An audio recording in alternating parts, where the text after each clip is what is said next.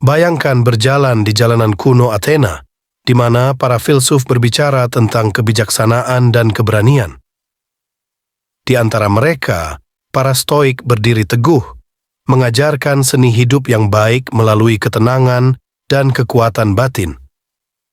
Mereka percaya bahwa kebahagiaan sejati ditemukan dalam penguasaan diri, bukan dalam kekayaan atau status. Sekarang, bayangkan diri Anda sebagai penerus mereka, seorang Stoik modern yang berjalan di jalanan kehidupan yang ramai dan penuh tantangan. Apakah Anda siap untuk menghadapi dunia dengan ketenangan seorang Stoik? Apakah Anda siap untuk memilih kedamaian batin daripada kekacauan emosi? Mari kita mulai perjalanan ini dengan mengatakan tidak pada 9 tipe orang yang dapat mengganggu ketenangan pikiran kita dan menghalangi kita dari mencapai kedamaian sejati. Bersiaplah untuk menemukan kekuatan dalam kesederhanaan dan kebijaksanaan dalam ketenangan. Mari kita jelajahi bagaimana stoicisme dapat membimbing kita untuk hidup lebih bermakna dan terkendali. Berikut adalah 9 tipe orang yang harus kita hindari untuk menjaga ketenangan batin kita. Yang pertama, orang yang hidup dalam ketidakpuasan abadi. Hindari mereka yang selalu merasa kurang dan tidak pernah puas, karena mereka akan menyeretmu ke dalam pusaran ketidakpuasan mereka. Stoicisme mengajarkan kita bahwa kebahagiaan bukanlah tentang memiliki lebih banyak, tetapi tentang menghargai apa yang sudah ada. Zeno dari Citium, pendiri Stoicisme, percaya bahwa kebahagiaan adalah aliran kehidupan yang baik, dan itu tercapai melalui kebajikan dan kebijaksanaan, bukan melalui kekayaan atau kesenangan duniawi. Contoh, bayangkan seorang kolega yang selalu mengeluh tentang pekerjaannya, tidak peduli berapa banyak kenaikan gaji atau promosi yang dia terima. Dia selalu mencari sesuatu yang lebih baik, tanpa pernah merasa puas dengan apa yang dia miliki. Sikapnya yang selalu merasa kurang, ini menciptakan suasana negatif di sekitarnya dan menular kepada orang lain. Sebagai penganut Stoa, kita harus menghindari orang-orang seperti ini, karena mereka dapat mengganggu ketenangan batin kita dan mendorong kita untuk mengejar kepuasan eksternal yang tidak akan pernah memuaskan. Kita harus belajar untuk merasa cukup dengan apa yang kita miliki dan menemukan kebahagiaan dalam diri sendiri, bukan dalam pengejaran tanpa akhir terhadap hal-hal material. Dengan menghindari orang-orang yang hidup dalam ketidakpuasan abadi, kita membuka jalan bagi pertumbuhan batin dan pengembangan kebajikan yang sejati, yang merupakan inti dari kebahagiaan menurut Stoicisme. Yang kedua, pembicara tanpa tindakan. Epictetus berkata, bukan apa yang terjadi pada Anda, tetapi bagaimana Anda bereaksi yang penting. Jauhi mereka yang hanya berbicara tanpa pernah melangkah. Dalam praktik Stoicisme, tindakan dianggap lebih penting daripada kata-kata. Seorang Stoik sejati percaya bahwa tindakan nyata mencerminkan karakter dan komitmen seseorang terhadap kebajikan. Seperti yang dikatakan oleh para filsuf Stoik, kita harus menjadi contoh bagi orang lain dengan tindakan kita, bukan hanya dengan kata-kata kita. Ini menggarisbawahi pentingnya integritas dan kesesuaian antara apa yang kita katakan dan apa yang kita lakukan. Contoh, misalnya, seorang teman berjanji untuk membantu Anda dalam proyek komunitas, tetapi ketika saatnya tiba, dia tidak pernah muncul atau memberikan kontribusi yang berarti. Dia sering berbicara tentang pentingnya memberi kembali kepada masyarakat dan berperilaku etis, namun tindakannya tidak mencerminkan nilai-nilai ini. Dalam situasi seperti ini, seorang Stoik akan mengenali ketidaksesuaian antara kata-kata dan tindakan, dan akan memilih untuk tidak bergantung pada orang tersebut untuk tindakan masa depan. Sebagai penganut Stoicisme, kita harus menilai orang lain berdasarkan tindakan mereka, bukan janji atau kata-kata mereka. Dengan demikian, kita memelihara kebajikan kita sendiri dan mempertahankan integritas dalam interaksi kita. Ini membantu kita untuk tetap fokus pada apa yang dapat kita kendalikan, tindakan kita sendiri, dan menerima apa yang tidak bisa kita kontrol, seperti tindakan orang lain. Yang ketiga, pengkritik tanpa konstruktif. Jika seseorang memberitahumu bahwa orang tertentu berbicara buruk tentangmu, jangan buat alasan tentang apa yang dikatakan tentangmu, tapi jawab, "Dia tidak tahu kekurangan saya yang lain. Jika tidak, dia tidak akan menyebutkan ini saja." Orang yang hanya menemukan kesalahan tanpa membantu memperbaikinya tidak layak untuk waktu Anda. Dalam stoicisme, kritik dianggap sebagai kesempatan untuk belajar dan berkembang.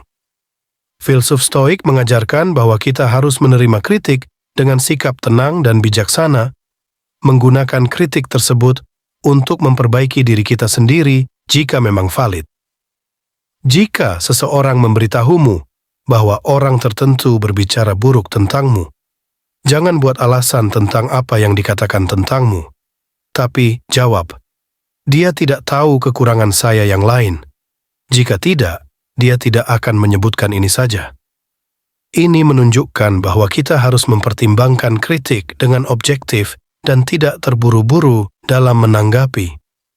Contoh, seorang rekan kerja seringkali memberikan kritik tentang cara kerja Anda, tetapi tidak pernah menawarkan solusi atau bantuan untuk memperbaikinya. Dia mungkin mengatakan, "Kamu selalu terlambat menyelesaikan tugas." Namun, dia tidak memberikan saran tentang bagaimana meningkatkan manajemen waktu atau efisiensi. Dalam situasi ini, seorang stoik akan mempertimbangkan kritik tersebut dan memutuskan apakah ada kebenaran di dalamnya. Jika ya, maka dia akan mengambil langkah untuk memperbaiki diri. Jika tidak, dia akan melepaskan kritik tersebut tanpa membiarkannya mengganggu ketenangan pikirannya. Sebagai penganut stoicisme, kita harus belajar untuk membedakan antara kritik yang konstruktif dan yang tidak.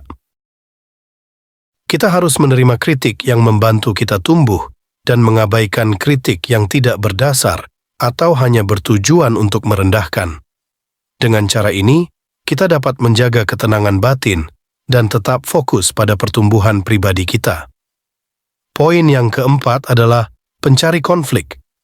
Hindari mereka yang mencari pertengkaran dan konflik karena mereka akan mengganggu ketenangan batin Anda. Stoicisme mengajarkan kita untuk mencari kedamaian dan harmoni, bukan konflik. Zeno mengingatkan kita, lebih baik tersandung dengan kaki daripada dengan lidah, yang berarti bahwa kata-kata kita dapat menyebabkan lebih banyak kerusakan daripada tindakan fisik kita. Seorang stoik sejati berusaha untuk menghindari konflik dan memilih untuk menanggapi situasi sulit dengan tenang dan bijaksana. Contoh, bayangkan seorang rekan kerja yang selalu mencari-cari kesalahan orang lain dan menimbulkan pertengkaran atas hal-hal kecil. Dia mungkin merasa perlu untuk selalu benar dan seringkali memicu perdebatan yang tidak perlu. Dalam situasi seperti ini, seorang stoik akan memilih untuk tidak terlibat dalam pertengkaran tersebut dan akan mencoba untuk menyelesaikan masalah dengan cara yang lebih konstruktif dan damai. Sebagai penganut stoicisme, kita harus berusaha untuk menjadi sumber kedamaian, bukan konflik.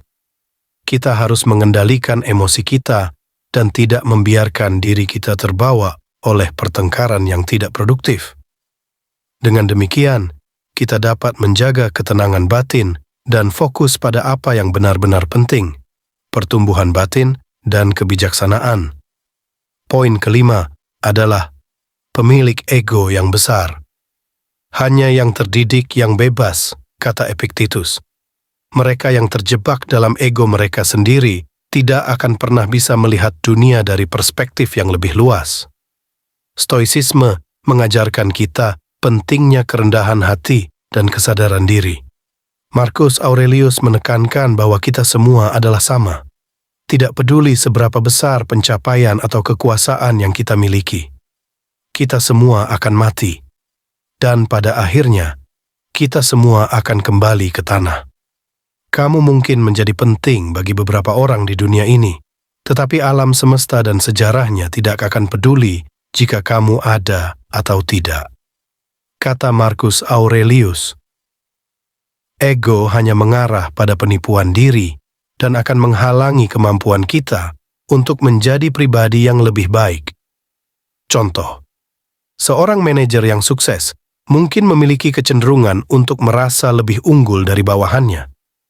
Dia mungkin sering berbicara tentang pencapaiannya dan bagaimana dia telah mencapai posisi tersebut melalui kecerdasan dan kekuatannya sendiri.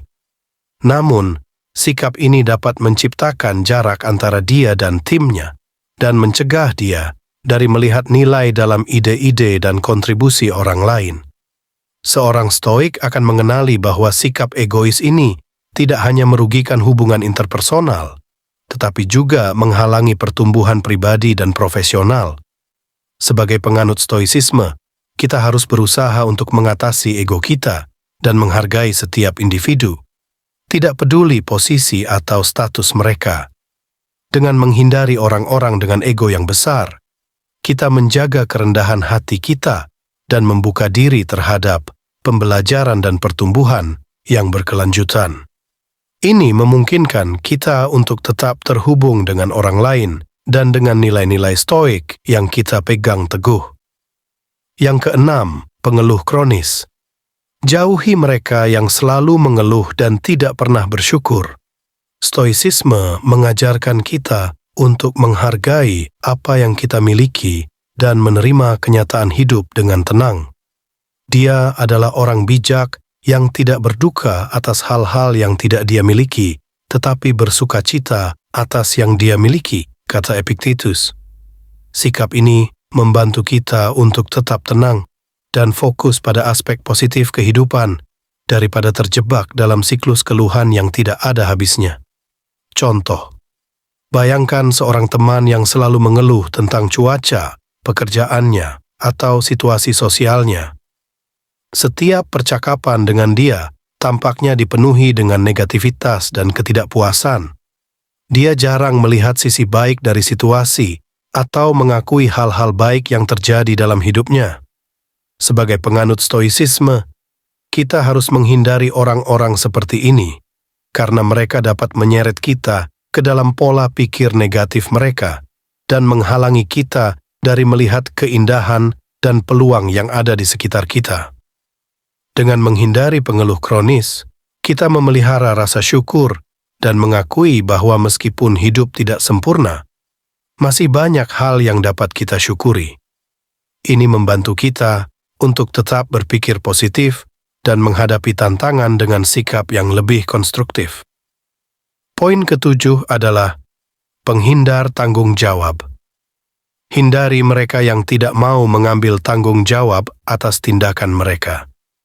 Dalam stoicism, tanggung jawab atas tindakan kita adalah inti dari kebajikan. Fate guides the willing but drags the unwilling, kata Cleanthes.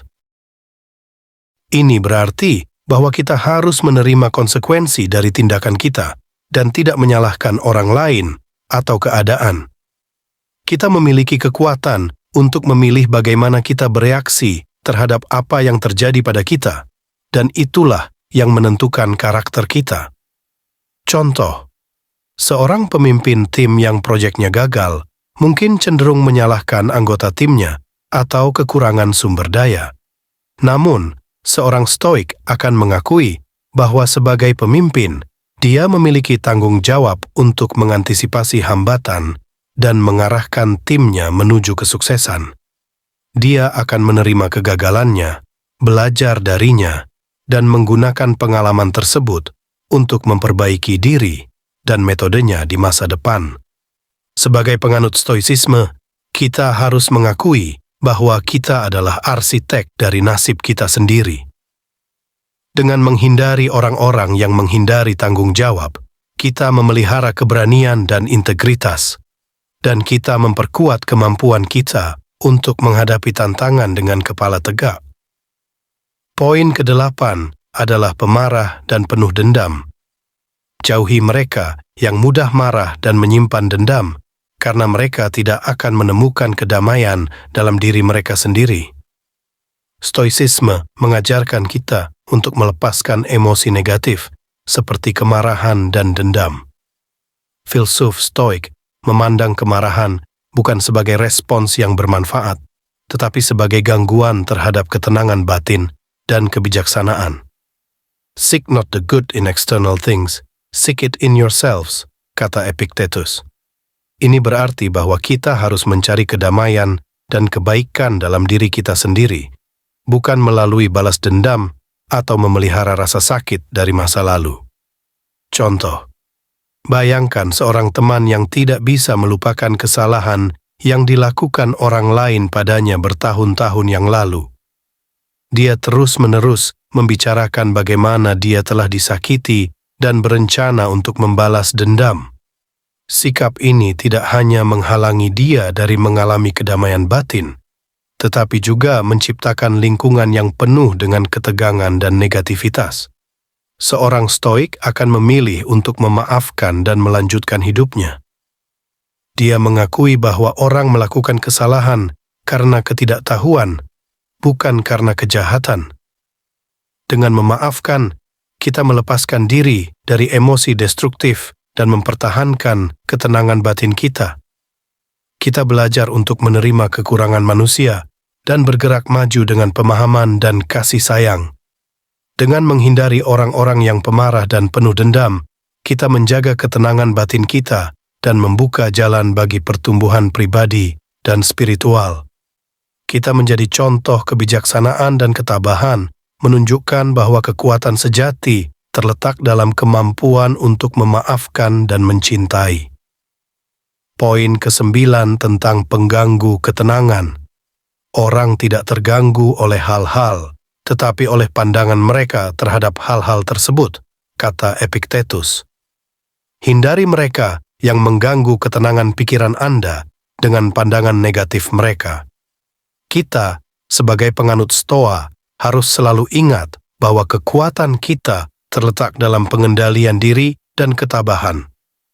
Dengan menghindari 9 tipe orang ini, kita memelihara ketenangan batin dan memperkuat kemampuan kita untuk menghadapi tantangan dengan bijaksana. Dalam perjalanan menuju pencerahan, kita harus memilih dengan bijak siapa yang kita biarkan mempengaruhi pikiran dan tindakan kita. Ingatlah selalu, kita menaklukkan dunia dengan menaklukkan diri sendiri, kata Zeno. Seiring langkah kita melintasi jalan kehidupan yang tak terprediksi ini, marilah kita mengingat pelajaran dari para Stoik. Mereka mengajarkan kita untuk berdiri teguh dalam menghadapi badai emosi dan kekacauan eksternal. Dengan mengatakan tidak pada 9 tipe orang yang telah kita bahas, kita tidak hanya melindungi kedamaian batin kita, tetapi juga menegaskan komitmen kita pada pertumbuhan pribadi dan kebijaksanaan. Apakah Anda siap untuk memeluk kekuatan kesederhanaan dan menemukan kebahagiaan dalam ketenangan? Apakah Anda siap untuk menjadi arsitek dari kedamaian batin Anda sendiri? Dengan setiap tidak yang kita ucapkan, kita membuka pintu bagi ya yang lebih bermakna, ya pada kehidupan yang dipenuhi dengan tujuan, ya pada hubungan yang memperkaya, dan ya pada pencarian kebenaran yang tak kenal lelah. Biarlah video teks ini menjadi obor yang menerangi jalan Anda menuju kebijaksanaan Stoik, dan semoga Anda menemukan kekuatan untuk hidup dengan prinsip-prinsip yang abadi ini. Bersama-sama, kita dapat membangun dunia yang lebih tenang, lebih bijaksana, dan lebih berarti. Terima kasih telah menemani saya dalam perjalanan ini. Semoga Anda selalu menemukan kedamaian dalam setiap langkah yang Anda ambil.